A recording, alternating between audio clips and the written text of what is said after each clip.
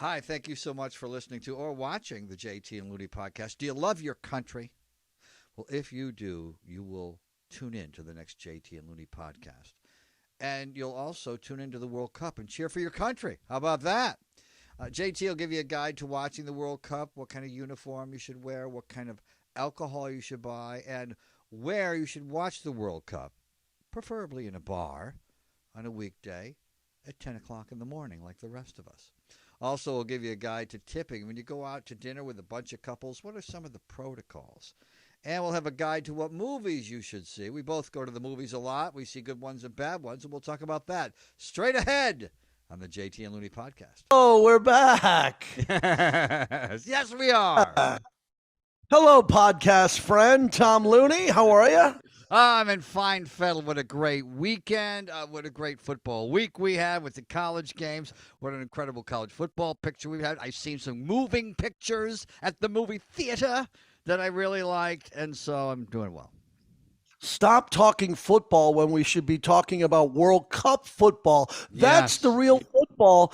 I'm dying to do this, and I want some of our audience, if you're watching us or listening to us, get me the real number because they're throwing around billions with a B.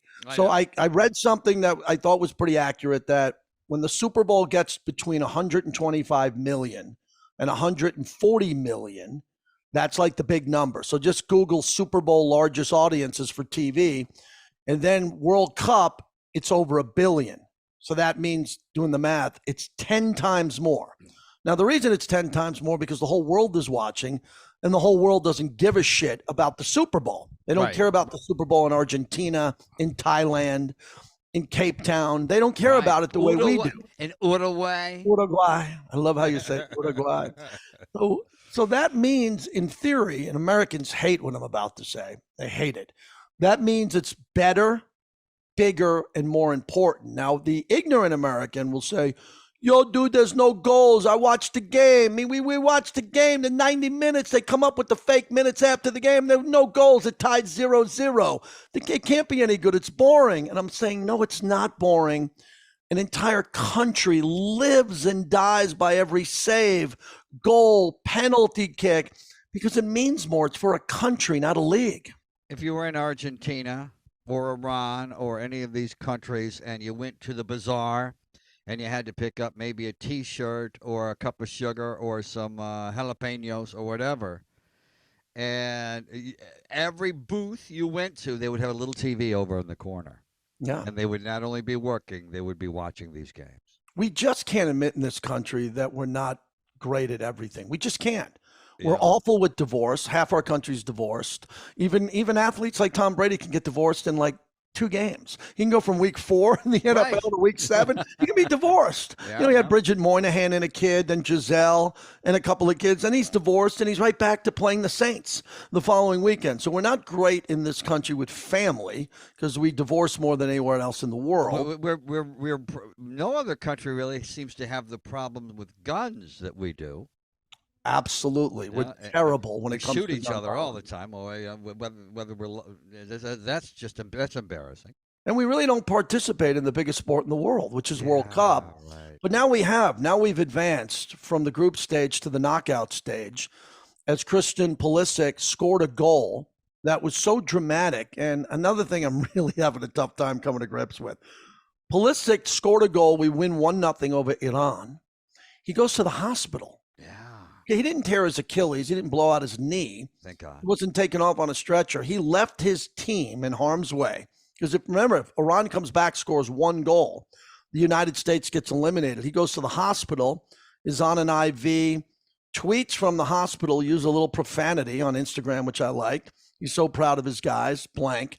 And then he's back at the club hotel, the team hotel, as they return. And it was one of the most beautiful celebrations as he had his camera out, cell phone camera out, watching his teammates come through the lobby and they see him, who was injured, and hug him, and he won the game. So a beautiful moment to build on the momentum of the World Cup, Team USA, and hopefully in years to come, we're a World Cup favorite. And I do find it confusing that some of the people who claim to be patriots, who boycotted the NFL because Colin Kaepernick didn't like that song, and because they love their country so much they can't take it, and so they boycotted the NFL, but they're mocking soccer and making bowling jokes and scoring jokes like you're saying, and not cheering for their country like all these other countries are. Does these other people love their country more? Well, the argument could be made, yes. Well, the idiots who yell about the scoring and lack of scoring don't understand the difficulty of the sport. Number one, it's hard to score, right? You have everybody trying to stop you, right? The whole entire team is trying to stop you, and you can't use your hands like we do in football and baseball and basketball. And they're sitting there, and the other team and coaches are doing everything to stop you. And in the game, what's interesting about soccer is that when you do get a lead, a lot of times you go into a prevent defense, which is a smart way to do it because a one goal decides most of these games. Yep. And teams just decide at a certain point. Like in the United States game, what I thought was so interesting with Iran is that there was a point in the game where not only did they have to score, they needed another goal. They needed that second goal in case they gave up a goal. It'd be 2-1, they'd still win. And about the 80th minute, because they play 90, about the 80th minute, they couldn't go score a goal again. They had to play defense because if they made a mistake being aggressive, they could lose on the counter. So there was a lot of technical ways of breaking it down. I spoke to Alexi Lawless on my SiriusXM Mad Dog radio show about set pieces, corner kicks, who's not subbing in at the right time. Why is Reyna not in the game enough? And he's arguably the most talented player. There's so many ways to look at strategy in soccer, and fans who just watch football, the NBA and MLB, they don't want to talk about strategy. They just want to be entertained. And I'm surprised that still there are so many people who might knock it for whatever reasons that have still had it's still some of the same people that had to take their sons or daughters to soccer practice. Oh, you nailed it. Let me stop you. You nailed it. These are the same hypocrites who lose their Saturdays at the beach or at the house or with their family and friends, and they got to take their kids to go play a sport that they'll never be good at, never compete at, never make their high school team. College, what a joke. And they'll never play. But those dads and moms, even those hot soccer moms, they fill up the car, they fill up the cooler, they get to the field, and they spend 2 or 3 hours that they'll never get back to watch their kids play, and then they bitch about the World Cup. You forgot about the minivans. A whole industry was created to get those kids to soccer practice. The minivan is all about soccer moms in the United States. Can I give you the guide to how to watch the rest of the World Cup? Oh, my God, yes. Can I give you the guide? I got to put that in my notes as we promote. Put this in your notes. This is the guide to watch World Cup soccer. Guide, how to watch soccer. And this is all you need, and you have this for the rest of your life. First off, you have to buy something American to wear. That'd be a T-shirt, a hat, something that says USA on it. That's number one. Just do that. Number two, you have to fuel up with some type of alcoholic beverage at home or go to a sports bar. No, that's it. You have to get out of the house and you have to go with people who want to interact with you and want to be excited about their country. And then what you have to do is learn a little bit about the game, offsides, what it means, how many players are on the pitch at the same time. And then the most important thing, learn about the rivalries, which I spent a lot of time with. Learn which country hates each other. See, it was very easy with USA and Iran. Yes, because our countries hate each other. Yep. But when you see Costa Rica play the Netherlands, or you see Argentina play Australia coming up here, you don't have to know the history of those governments. So try to know a little bit about the rivalry. And then the most important thing, know at least one great player. The way I learned about NASCAR, went into my first Daytone 500. I picked Dale Earnhardt Jr. I was all set. All of a sudden, boom, I'm in. I got a junior hat on. I'm rooting for him. I know who his rivals are. That's all you need. So root for your country, have a couple booze hits, drink something, and talk to people and be a part of something that's your country. And then you'll love it the rest of your life. One of the great advantages of living in Los Angeles, there are many, and one of them is the enthusiasm for the World Cup because we have bars dedicated to certain ethnic groups, nationalities. Yeah. And, when United States, we have, I believe, the largest Iranian immigrant population and the largest number of Iranian Americans in the country in Los Angeles. 1979, the revolution in Iran, a lot of those wealthy Iranians came to Los Angeles. And there are a lot of our doctors. And so there's a lot of bars filled up with people cheering for a and of course, and we are overwhelmed with people from the UK who fill up the bars to watch soccer. Oh my God! And it's great for an economy of any major city because these are bars that would normally not have anybody in them at 10 o'clock in the morning on a Tuesday or a Wednesday. Well, we're lucky out here in Vegas. We're a 24-hour town. We don't have clocks in casinos. Now, everybody has an Apple iPhone or a Fitbit or an Apple Watch. But you can get lost in a casino in Vegas and think it's midnight, but it's really 3 a.m. because you don't know what time is. So in Vegas, we're not worried about it. The game on Saturday is going to be on at 6 a.m. Start kick probably about 7 a.m. Well, again, as we try to teach you how to watch the sport, if you're a drinker or not, there are some people who are sober, and please, we'll keep them out of this. But if you like to have a Bloody Mary or a cocktail, you got to get out. So 10 o'clock in the morning in New York, Miami, D.C., really soccer hotbeds of Boston, you get to the restaurant or bar at 9 a.m., you get a Bloody Mary, you get a couple of beers. And out here, out west, with 3 hours earlier, you really got to get a Bloody Mary, get it going because it's festive. And another important point, don't feel like you have to watch other soccer leagues before the World Cup. I won't waste my time with the MLS. And I know that's going to rub some people the wrong way because there's some good MLS players and leagues. LA just won a championship in your backyard. But that is... They sell out every game. It's one of the greatest events to go to in LA, which I haven't gone to yet, but I will just because it's so much fun. As we dip the podcast in reality, that is below the minor leagues. In baseball, we have major leagues, AAA, AA. And then we have single A. And then we have things like the Winter League and things that no one know about, right? Well, MLS is not even the minor leagues because you would have World Cup, which is your national team. It's not even the Elmira Pioneers? Not even that. Not even that. So what the MLS is, it's below the Premier League. It's below the Spanish League, La Liga. It's far below the Bundesliga in Germany. And then you could look at the Italian League, with Juventus and Roma and the great teams in Italy. So you don't even get to the MLS. The MLS is so beyond the minor leagues that it's just for fans that are craving soccer in their community here in the States. So forget about all that. Go right to the World Cup every 4 years and pretend that you like it. Just fake it until you get hooked. Because I think if you enjoy it and go a couple of times, you'll fall in love with it.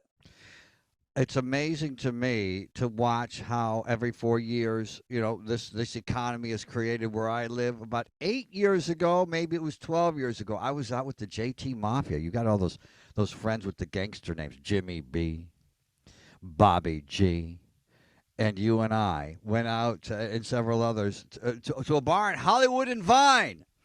And watched, I think it was USA, Mexico. And we did. Drank our faces off at 10 o'clock in the morning on a Saturday, and we had a terrific time. Well, as we speak today, Mexico lost. They won their game in the World Cup, but they needed to win by 3 goals. Yes. They were eliminated. This close. You can't see my fingers, but it was this close. And the big problem with that is Fox is legendary. Fox became the sports broadcast partner that would take the camera and put it on the kid. And they do it at the World Series. They put the camera on the mom as she's staring, and it's 2 outs in the bottom of the ninth. Fox became the network that showed the fan as they were in complete panic about winning or losing. Right. They showed a little Mexican boy with a bandana on, full crying today, full tears. And the scoundrels kept the camera on him because his father or mom probably told him, no, we won the game, but we're eliminated from the World Cup. And that's what's fascinating about the sport. You can win a game or draw, but if you don't have enough points in the group stage, you don't advance. And we saw a lot of that earlier today. And you get points by scoring more goals? Yeah, well, you get 3 points if you win by the outright winner, 2-1, 3-2. You get a point if you tie, right? So that's very important. A draw. And then if you lose, you don't get points. So if a team draws and they have a point and you play 2 games out of 3, you can play 3 games in the first round in your group. Okay. And the best 2 teams out of 4 advance. That's why Argentina, they lost their first game and everybody lost their mind. Oh my God. Well, Messi knew that he was going to win another game. They were going to get points somewhere, but they had to make sure the other teams in the group, each team plays everyone in their group once. Mm-hmm. And if you draw against the team, you better win against the other. And that's what really made this United States team, Tom, so unique is what happened with Wales in that first game. And then they had these 2 shutout games, and they had to beat Iran. They couldn't draw. They had to win, and they won 1-0, which kept everybody on the edge of their seat. Now, was that a great win considering that you would Yes. just presume Iran had a better team? No, Iran didn't have the better team. I think the Okay. United States was younger, and there was a lot going on there, but the pressure on the United States to get out of the group and get into the Sweet 16, as we call it in basketball, Right. was enormous. And they had to get out of their comfort zone of playing good for a little bit, because the United States has played good in the first half of 2 of their games and not in the second half. And they just had to win that game. And then I read a pretty cool article. I forget where it was, in the Daily Mail or one of the websites, about the Iranian players being threatened because now there is a revolution going on in Iran, like we're seeing in China now, where people are protesting and wanting their freedoms. In the first game, the Iranian players did not sing their anthem on purpose. And then a warning went out to their families that if they don't sing, there could be ramifications, right? This is the warning I thought went to the players that said, we know where your families live. That's what it was. Yeah. And for that to happen. So imagine what the Iranian players went through pressure-wise in the locker room. We're 24 hours before the game. Their families being threatened at home. They need to win, and it's for their country, compared to the first round of the NLDS if the Padres are playing the Cardinals.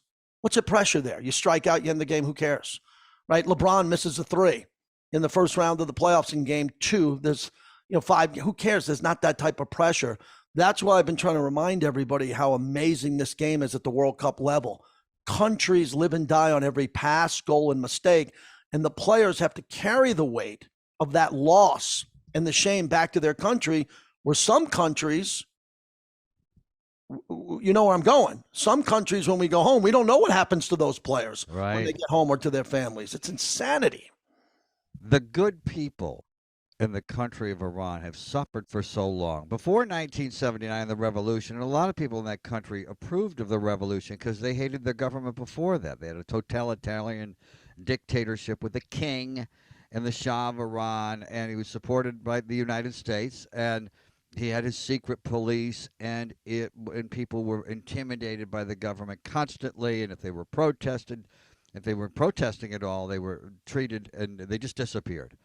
So they had the revolution, and then the Islamic Revolution took over, and the Ayatollah came out. He had been living in France for 30 years or something like that, came back as a hero, and then they hated the new government after a while.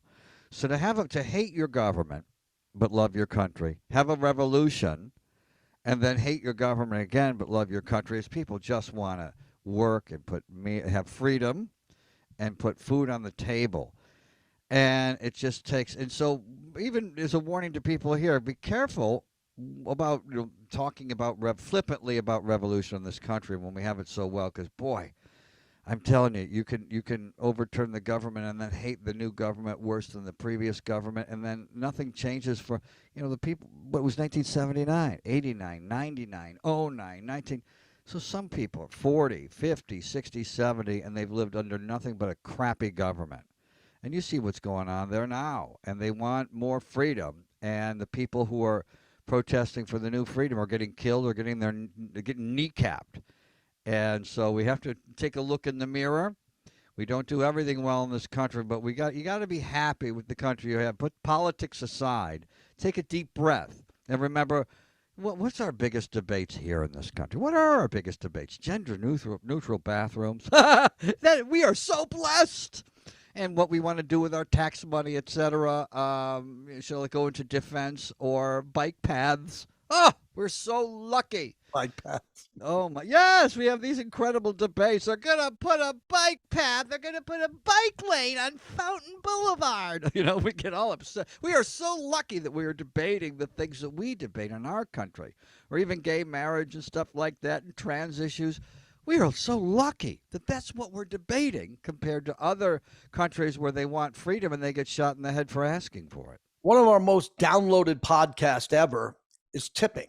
We tried to go back and forth on what's a proper tip at the valet, after dinner, 20%, more, all of that. Yeah. New topic, hot button for me out here in Vegas and for you in LA.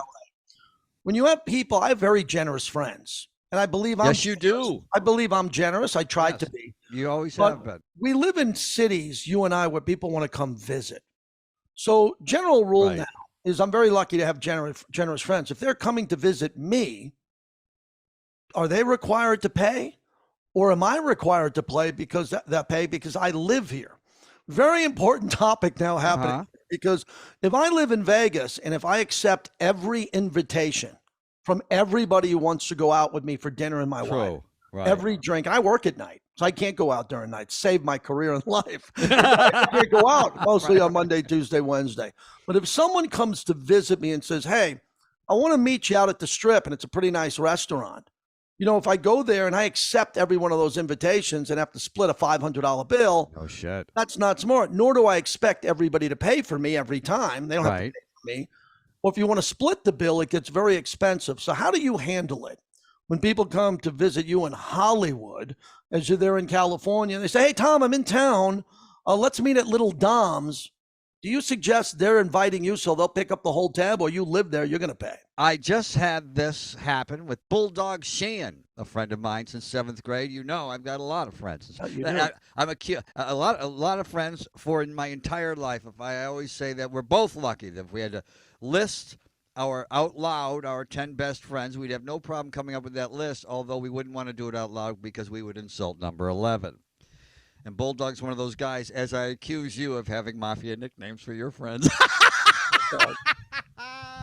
And Bulldog came to town, graduated probably close to last in our class Badge of honor. at Notre Dame High School, right, and probably makes more than our entire class.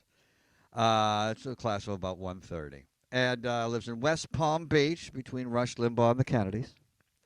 The late Rush Limbaugh and the Kennedys. And not far from Mar-a-Lago.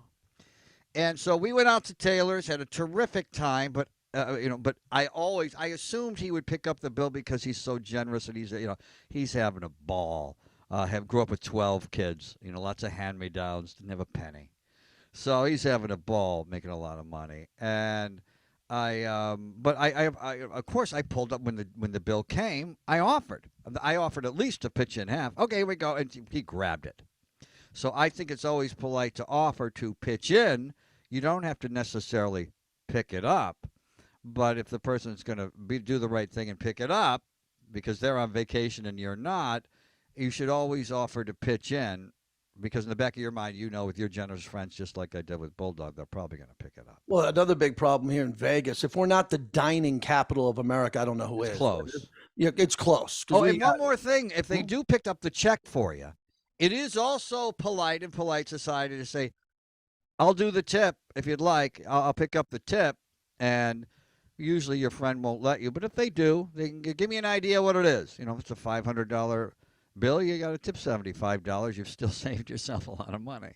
I know a lot of servers out here. You were in the restaurant business. I love when the ladies go out, some of the gals, and this is a beautiful thing. I love when the women get together. My wife gets together with girlfriends. They go out. There's like 8 or 9 of them. Right. And then the bill comes, and they break out 8 or 9 credit cards. Oh, I hate that. This is a big topic, too, out here in Vegas. Take cash. Don't be that guy. When the gals go out and they have the sorority reunion and they haven't been out and they plan the trip and they all go out to dinner and the bill comes and 7 of them take out credit cards and ask the server, "Can you split this 7 times?" Oh my God, you can't do that. You can't. You have to. We used to go through that problem with a group of friends. A lot of times we would go out with on Saturday nights or at least one Saturday per month. And I said, "Well, Bob's going to bring his credit card, so I'm not bringing my credit card." And I would stop and get cash. So I wasn't the pain in the ass as everyone else pulled out cash and Bob pulled out his credit card. Yeah, take a bunch of cash with you. I know we're not used to it anymore. If there might be some splitting of the bill. What happens if you're at dinner and you're sitting with, let's round it up. Say there's 4 couples, 8 people, and you're going to split the bill. Right. That's just a fact. You're going to split the bill.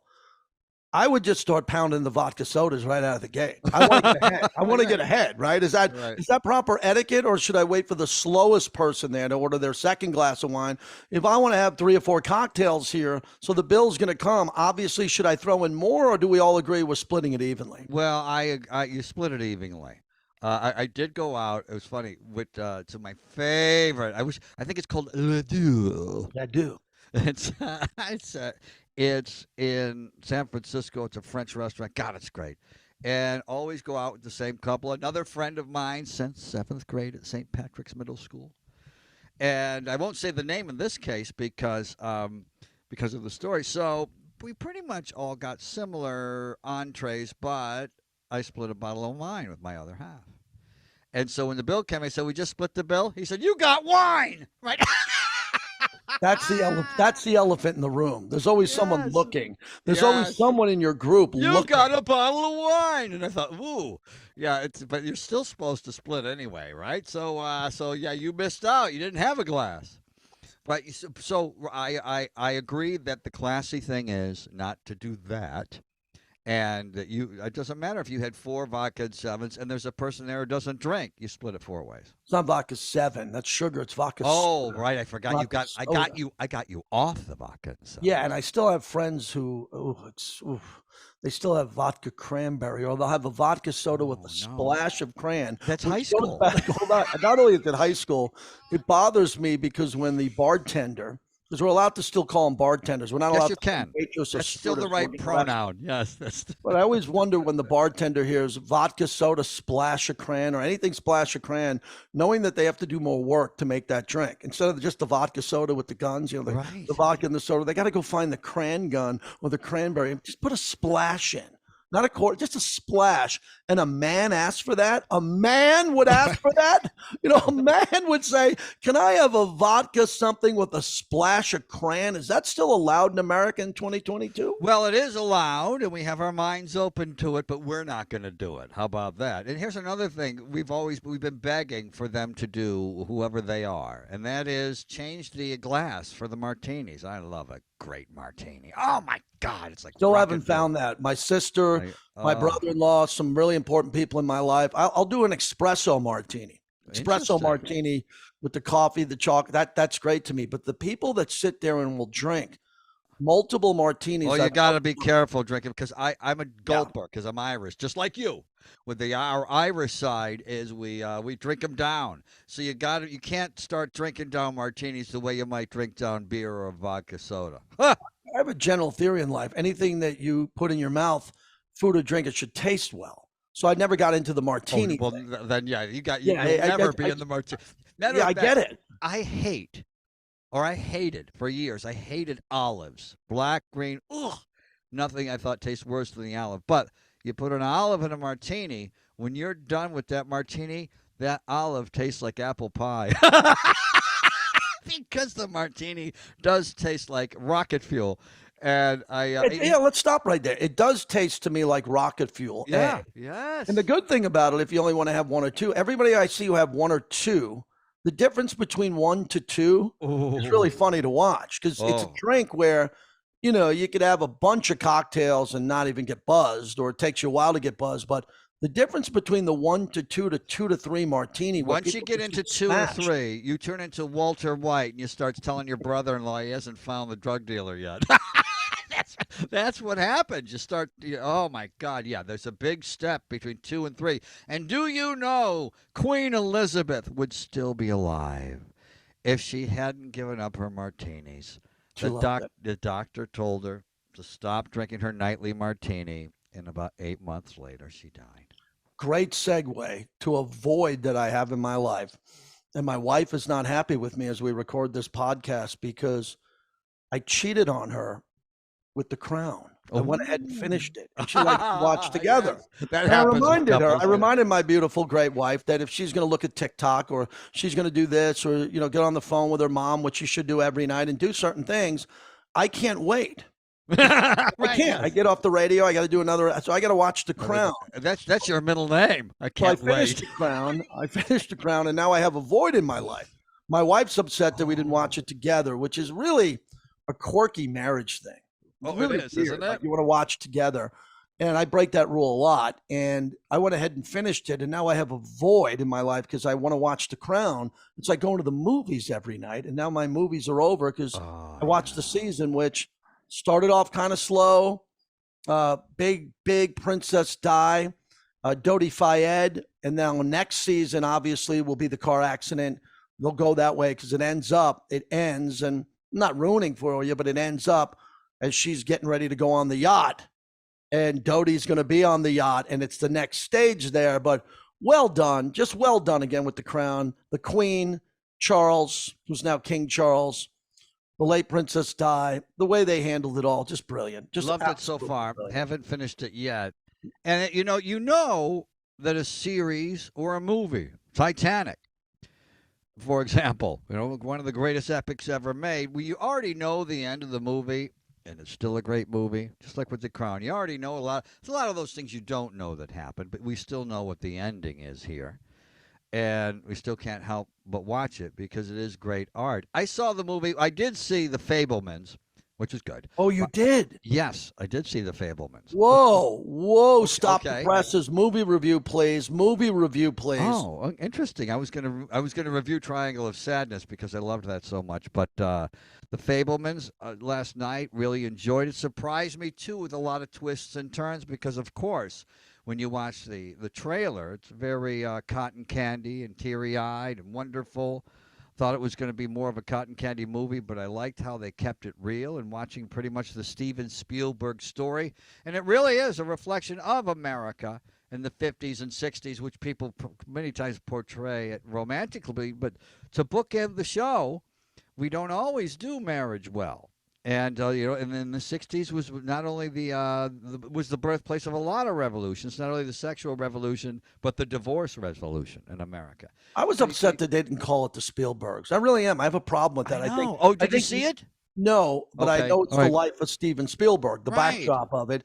And I don't know why we have to name it the Fablemans when we could name it the Spielbergs. I would be more interested in that. I get it. There's probably some legalities there and all that, but it just looks like it's going to be a great movie. And Oh, I it feel like it's is. getting an Oscar push too. He As doesn't. I'm looking at my He social doesn't media. make bad movies, and Judd Hirsch will get an Oscar nomination for Best Supporting Really? Actor. And this is also, yeah, of Judd Hirsch of all people. I've seen him in one movie. I think he was in the Timothy Hutton movie, like way Ordinary People, years ago, where Timothy Hutton won an Academy Award. But for a Best Supporting Actor, and Timothy Hutton wasn't a supporting actor in that movie. They've kind of altered that category over the years to try to cheat some actors into winning it. This was a supporting actor, a best. This is nominee worthy, Best Supporting Actor, and he was in the movie probably 10 or 15 minutes.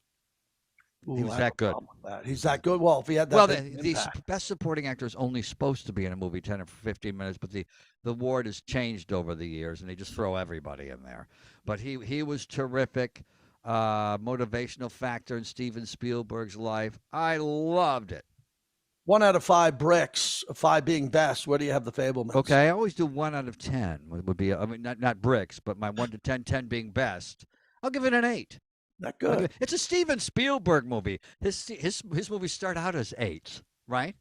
It's a Steven Spielberg movie. It's not going to be bad, and you love seeing when somebody is able to. You connect the dots in reverse with their life. Any successful person, it's always fascinating to see the twists and turns, the hands of fate, which is a great Rolling Stones song, by the way, that really change people's lives. But he went to see a movie when he was a little boy, and that changed his life forever. And it was the first movie he ever saw.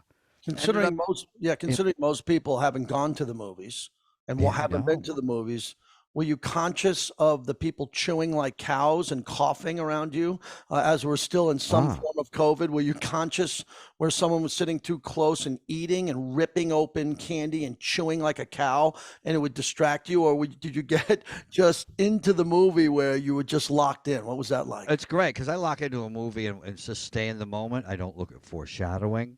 It's really wonderful how my mind is able to watch a movie. I never have to worry about anybody sitting near us because like a little child, I like to sit in row 1 or 2.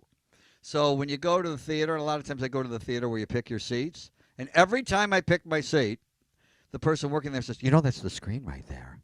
But I want a movie That to is a be, loony fun fact. As yeah. well as I know you, I would thought you would have been so locked in on sitting perfectly in the middle or right near the middle, and you're telling me you sit way up front? Oh, yeah, usually row 2. Usually row 2. And by the way, you know who likes to sit in row 1? Quentin Tarantino, which I've seen a couple of times at the ArcLight. He sat in front of me. But there's nobody in those seats. Another thing, there's nobody in those because they don't know. People don't know it's the best seats. The movie is its biggest in the first, second, or third row. Up in the middle is not the best place. Then it's this big. That's a 19-inch television, which we grew up with. When we sit back, what do you want to sit back there for? Then you have a 19-inch television. No, I want it to be giant. I'm surprised I've never mentioned this in all the years. Never. Interesting. Have you ever had this ice box moment where you go to the ice box to get yourself a popsicle or some ice cream when you're watching The Crown, and you say to yourself, "Oh my God, I've never talked about this or that on the radio.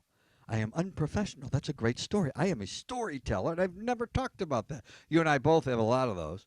And that's one of them. I didn't know that we've never talked about that. Right up front, that's where I like to be. Good way to wrap up the podcast. We are broadcasters.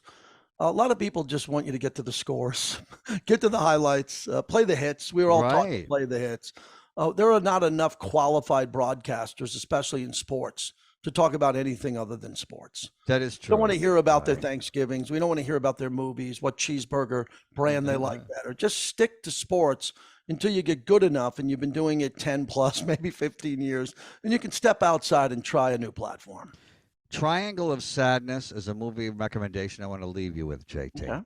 About relationship dynamics, power dynamics, gender roles, transactional relationships, our common humanity, irony, two assholes debating communism versus Marxism on a multi-million-dollar luxury yacht in the middle of the ocean. Everybody in the movie is set up to fail from the pedestals they live on, but it's a rollicking social satire, and I loved it.